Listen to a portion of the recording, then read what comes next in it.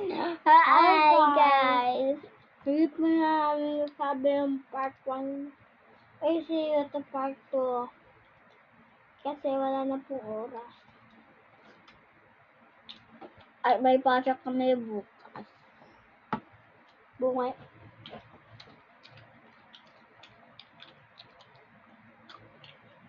Kita nyo po ba may tugat?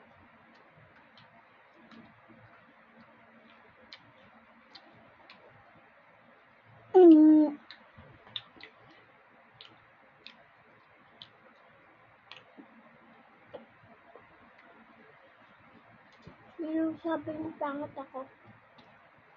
Look lang. Sabi niya maganda ako.